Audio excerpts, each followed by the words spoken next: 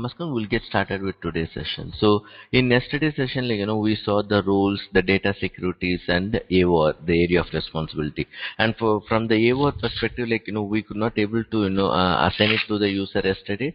So because of the person management screen was not available, right? So I just fixed that one, and now we have access to the person management screen. So what we'll do is we'll just go to the person management screen, and we will assign an AOR to the recruiter role which we have created. So we have created the recruiter as Doreen Walker. So we'll just go to the profile and we'll assign an AOR and see how the requisitions are visible to this particular recruiter based on the job requisition security profile. So this is the profile of the recruiter. So what I'll do is I'll just go to area of responsibility. And then in the assign area of responsibility page, I'll just click on add. And then in the responsibility type, I'll just choose recruiting. Okay, and I'll just put recruiting here. And what we'll do is we'll define the AOR type based on recruiting type. So here what I'll do is I'll just choose campus. And then I'll just give it start date. And then I'll just click on submit. So this is how we'll be assigning the AOR to the users. So now Doreen recruiter can able to access only the requisitions which is of the recruiting type campus. Okay. So now let me just refresh. So now the AOR is assigned to this recruiter, and let me just quickly go to the user of Doreen. So here there are 100 requisitions in the OR 100 requisitions. Let us see from Doreen user how many requisitions she can see.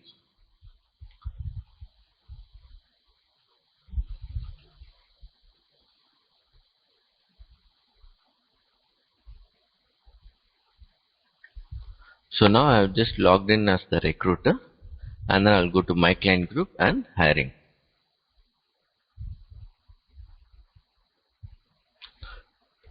Okay, and now I'll just remove the filter.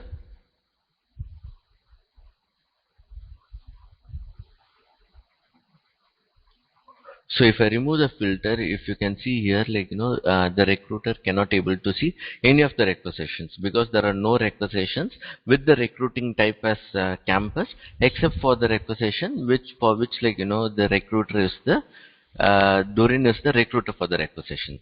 So that's how the data security works.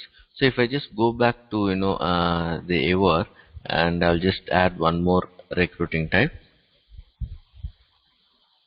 And then in the responsibility, I'll just choose the recruiting, and in the recruiting type, I'll just put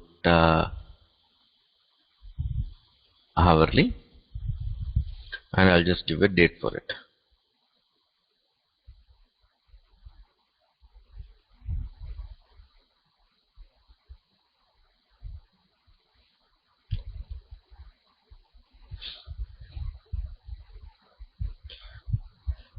So now we have just added one more AOR for this particular recruiter with the recruiting type as hourly. So now we'll just go back to the recruiter screen and see if if she can able to see any more requisitions.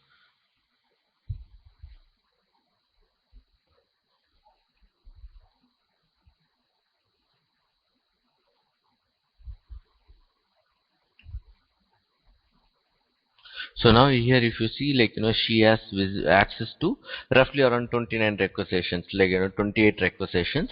These 28 requisitions are the ones which has the recruiting type as hourly. So this is how we can restrict the visibility of the requisitions to the recruiters. So then with this what we'll do is we'll just move on to our next topic. So we have the next topic here, the recruiting and the candidate experience management. So this is where actually we are, going to start going into, the core subjects of the ORC application here. Okay. So what are we going to do as part of this particular topic is we'll see, like, we have something called as recruiting and candidate experience management. Like, we have a task like that. So we'll just see, like, we'll just have a quick introduction about the task, and then we'll see what are the various tasks which is there under this recruiting and the candidate experience management. And we have something called as content library. So we'll just have a quick introduction of, about content library, and we'll see, like, what all the activities that can be done inside the content library and what are the different functions we have. And then we have the geography hierarchy. So geography hierarchy is very important to configure for the ORC application, because your career sites, your job requisitions, your postings, everything works based on your geography hierarchy. And we'll see, like, what are the steps we need to follow in order to implement geography hierarchy, and then what are the rules and strategies we have for the geography hierarchy. See, and also, Muskan, like, as part of the ORC, like, there are a number of configurable, components that should be examined, or, like, it should have been configured within the recruiting and the candidate experience management functional area before we start, like, any other configurations of the recruiting module. And these items can be found by, like, highlighting the recruiting and the candidate experience under the recruiting and the functional area. So if I just go to the next sheet. Yeah. So in the functional area, like, we have to just choose the recruiting and the candidate experience. And once we choose that in the functional area, like, we'll be seeing this particular functional area, recruiting and the candidate experience management. And once we click on the recruiting and the candidate experience management, in the right side, we'll see the first task called as the enterprise recruiting and candidate experience management information. So these are, like, this is where, like, the base configurations for the ORC application will be done. Okay. So, as part of your core HR implementation, we would have seen, like, the enterprise enterprise structure, right, for the workforce in the workforce structures. So that's for the core HR system, and this enterprise recruiting and candidate experience is for the ORC application. So this is where we'll be configuring all the, the base configurations for the ORC application, like, right from requisition number generation method, like, the organization tree, the geography tree, all those things. This will be configuring under the enterprise recruiting and the candidate experience. So, and apart from that, we have a lot of other configurations inside that, including, like, the chatbot and campaigns. Like, we have something called as Google job search. So all those kind of configurations will be configured under the enterprise recruiting and the candidate experience. Okay. And apart from that, like, we have other, we have lot of other categories here. Like, for example, here we have something called as recruiting interaction categories. Okay, so we have recruiting interaction categories. So this task is to configure, like, the interaction categories. The recruiters and the hiring managers can enter notes regarding the interaction they had with the candidate. The default interaction types we have is, like, in Fusion application is, like, met in person, send emails, send text message. These are some of the default values. And if the customer says they will need to have more values, then, we will be entering those values inside the recruiting interaction categories. And next we have, like, recruiting category enablement. So that is not there in this screen. I think we just need to scroll. I don't have that in the screenshot. So what is, like, this recruiting category enablement task will do is, like, it is used to enable the partner service. Like, we have lot of partner service in ORC application. Like, we can add partner service for background check, or for, like, online assessments, or like profile import and job distribution. So various for various tasks, like, we have third party vendors. So all the third party vendors can be done using the recruiting and the category enablement task. And then we have something called as recruiting category provisioning and configuration. So there is one more task which is used to, like, import all the configurations for the third party service. So which we'll see that in detail once we go into the application. Okay, and also, like, we'll also have an option to, enable and configure the chatbot settings for the ORC application under the manage enterprise recruiting task. And we'll just go into the application to see more information about that. So next we'll see like what are the key settings and configurations which are there inside the recruiting and the candidate experience management. So as I saw, like we have the enterprise recruiting and candidate experience information. So here, like we have recruiting management, campaign management. So all these tasks will be configured under the enterprise recruiting. So apart from this task, like there are certain other tasks as well. Like there are actually huge number of tasks which can be configured under the enterprise recruiting and the candidate experience.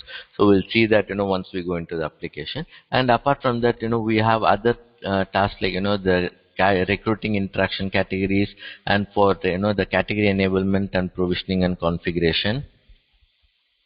And yeah, so apart from this, we have a lot of other tasks which we'll see that in detail once we go into the Fusion application.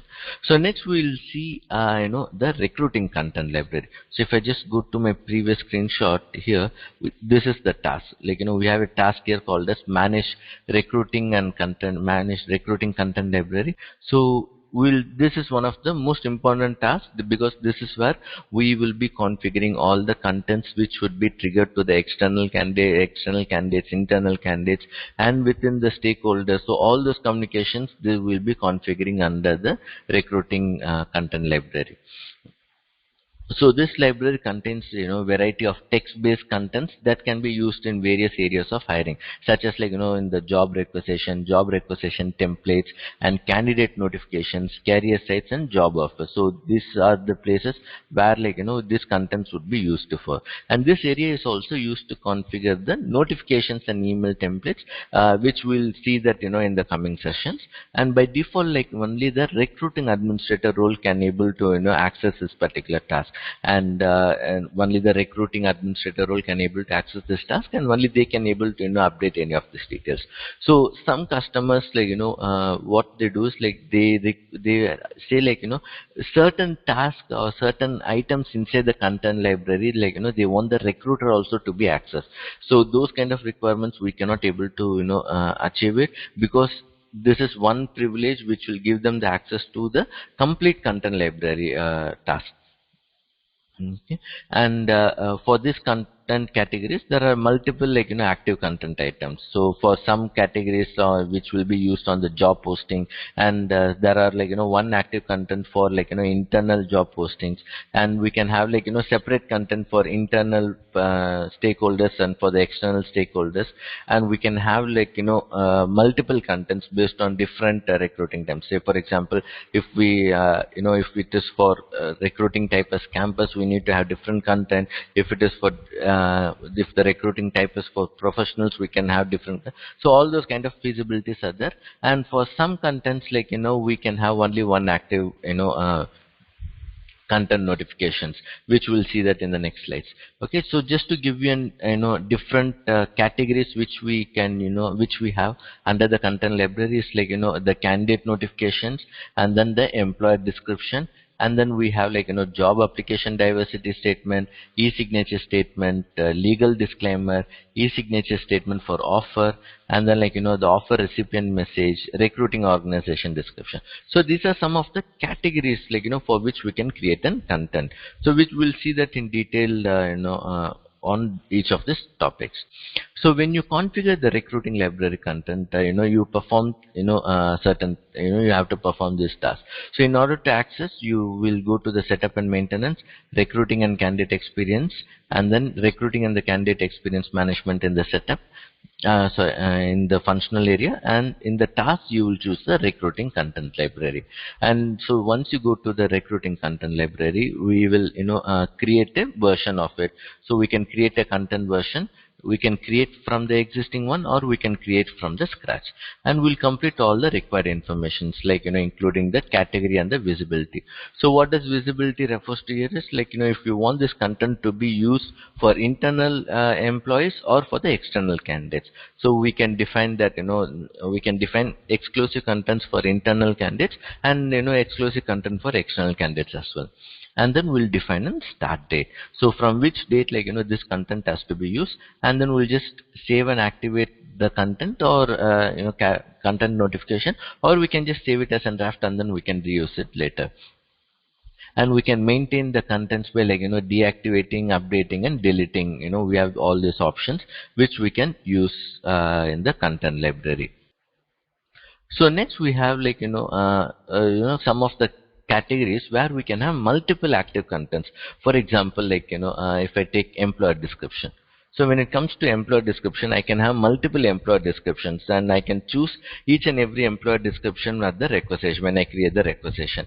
And for example, the job offer letter template. So as part of the recruiting, we will be extending a job offer to the candidate. So those job offer templates has to be stored in the content library. And similarly, we have candidate job application notification. So whenever if you wanted to trigger some notification to the candidate once they he completed the job application, we can configure that, and we can have multiple notifications, and we can configure it based on certain context here. So we have various context options. So when I say context, it is basically for filtering purpose. If we want requisitions with recruiting type as professionals to have different content, we can configure all those things here. And then we can have automated job application notification, so which will use it in the candidate selection process. Where we can trigger different notifications based on the candidate current status and the next status which the candidate is moving. So these are some of the categories for which we can have multiple active contents. And there are some categories for which we can have only one active content for internal and one active content for external, or one active content covering both internal and external. Say for example, we have something called as job application e-signature statement. So whenever the candidate is applying for the job, in the last page you will see an e-signature statement. So what is an e-signature? E-signature is a digitally accepting digitally accepting the job application by the candidate. So what does the system do as part of the e-signature is the system will capture the IP address of the candidate. So the system will capture the IP address of the candidate, and then it would be stored against the candidate profile, taking it as an e-signature. So in the e-signature screen, we can give a statement there, some kind of notification or some kind of content to the external candidate or the internal candidate about an e-signature. So that we can have only one active content across the Fusion application.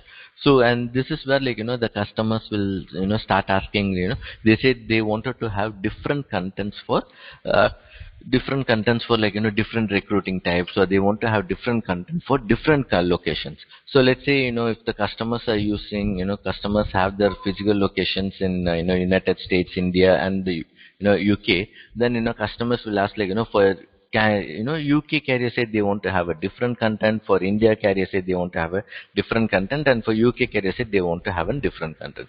So that cannot be done with the current versions. So we need to be extra caution when our customer raise any such details. We need to respond back, or if the customers are not so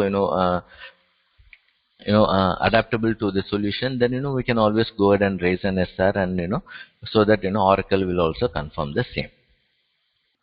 Next, we have the translate the content. So all the contents which we are creating in the content library can be translated. So we can provide multilingual contents for the content library items without having to sign out and sign in different languages. So we have something called as translation editor tool in Fusion application. So which would be represented by an Earth logo. So we can use this translator but editor tool to give a translation for all the contents which we have created. So especially if you're doing an implementation for a customer who are in Middle East, then obviously they would be expecting the contents to be displayed in the Arabic language. And if you're doing for some customers some implementation for the customers from South America region, then they would expect the content to be in in Spanish or Mexican languages, right? So those kind of translations can be done. So as a seeded, as a standard procedure when in the Fusion application, how do we give the translations? Is we have to we have to log into the Fusion application using the English version, and then we will be entering all the details in the English English content. And if we want to give a translation, what we normally do is we have to sign out, and then we have to sign in with the Arabic in Arabic language, and then we will be providing the translation. So that's how we will be providing translations for certain screens, especially when it comes to core HR and absence. This is how we will be able to provide the translations. But for the ORC application, we don't need to do all those things. We have the translator tool. So by clicking on the translator tool, we can give the translations for all the contents which we are creating in the content library. So we can give the translations for the name of the content item and the content of the version. For both these fields, we can give the translations. So